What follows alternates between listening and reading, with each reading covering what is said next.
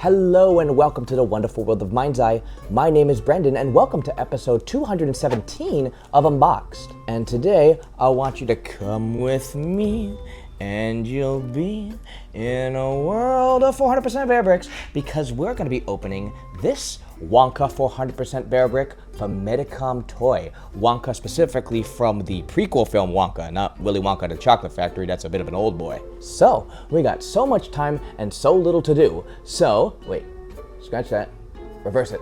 But hurry please, we have so much time and so little to see. Wait a minute, strike that, reverse it.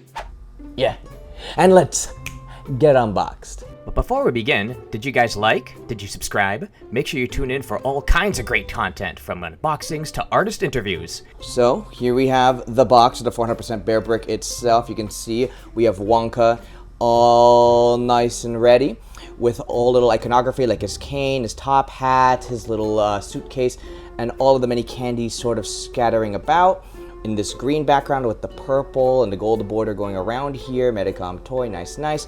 Here we have the logo and more of his chocolates, including the almighty Hover Choc. Also, just letting you know, this thing is 280 millimeters tall for legality reasons. Over here on the side, we have this wonderful minimalistic art of Wonka's shop with Wonka himself, a silhouette of the actual human, Timothée Chalamet, standing right here, giving us a little tip of the hat. Here it is, Wonka, Willy Wonka, more candies. Over here, Bearbrick, nice. On the back, we actually see his back right here, which I believe is different compared to the flash when I opened it last time, which just showed up to the front like twice. More of the chocolates, Hover Choc once again. And on the side, simply, we have the Wonka logo looking nice and shiny. Good, good, good. Okay, let's just open this up from the bottom and let's actually take a look at the toy inside. We're gonna free you from your prison. Timmy. There we go, there's the tray. Ho-ho. Aha! And now the grand unveiling. Oh, get this wrapper out of the way. Oh, oh. And here we are, kiddos. Here we have Wonka himself, portrayed by Timothée Chalamet. Love the look here. And I think the first thing that really strikes out to me about the look is the coat. Now, on the screen, you can see it's kind of more like a darkish purple, but let me tell you, in real life, it's more like a pinkish purple. It's actually lighter in real life, so there's this interesting effect of things looking darker than it should on certain cameras. It's almost like you need to really see him to believe him. But you can see what's really cool, this is the best part about the outfit here, is that you can see the many different layers of the outfit, almost how unkempt it is. Notice how we have the right side, you can see sort of like the folds in his little coat is a little more neat, a little more proper, while this one's a little drooping down a little bit more, covering the buttons, which kind of lets you know sort of like the scrappy nature that Wonka was when he started out in the movie, which is, you know, he's sort of like this down on his luck, but with high hopes kid, just wanting to make a living out there in the world. You can see also the undershirt, which is also sort of misbuttoned, and then you can see another undershirt underneath, which is very wacky, very tie-dye, letting you know so much about his personality in just one part of the mold. And then you have sort of simple, unpainted back on the arms here, but you also have this gray collar covering the sort of flesh hands.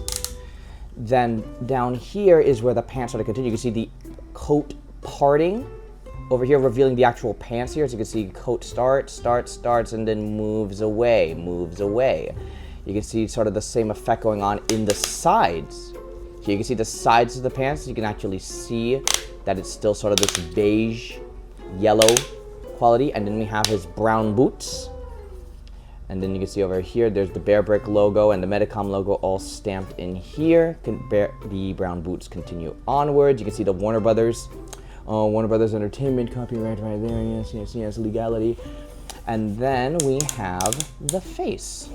So the face here, we have these striking green eyes over here. There's no like whites in the eyes here. There's sort of like, it just starts with the little eye ridge, then green eyes. No white around here, just letting the flesh color sort of speak for itself, which I think really adds to the style, sort of the minimalist look for a human Bearbrick.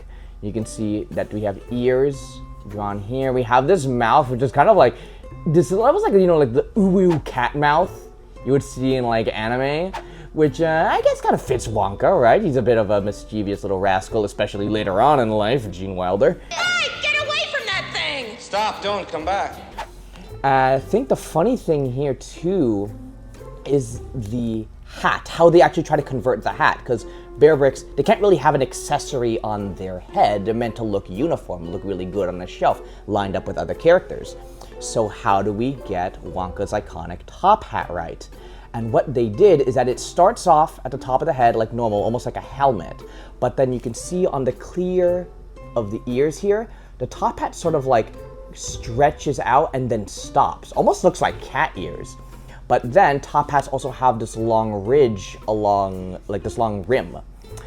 That is actually shown on the bottom of the ears. Can you see that there's a little bit of painted detail here? Just to let you know that, yeah, this is a top hat. This isn't an oversized helmet.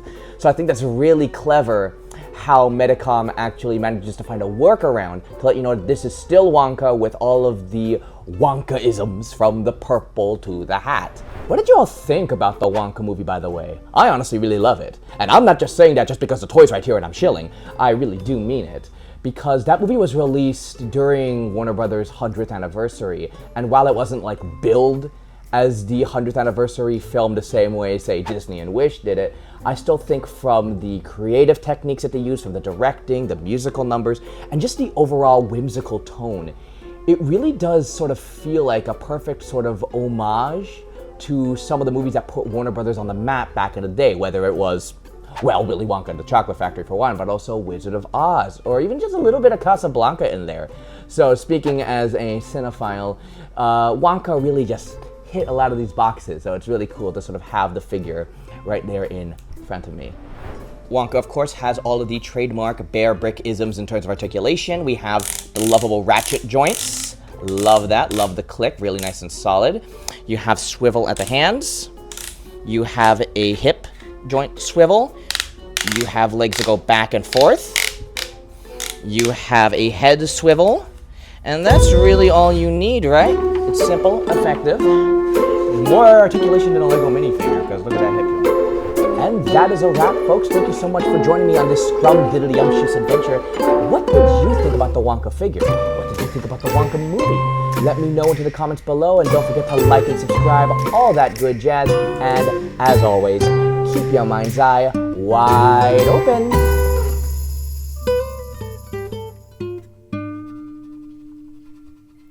What is that? It's the end.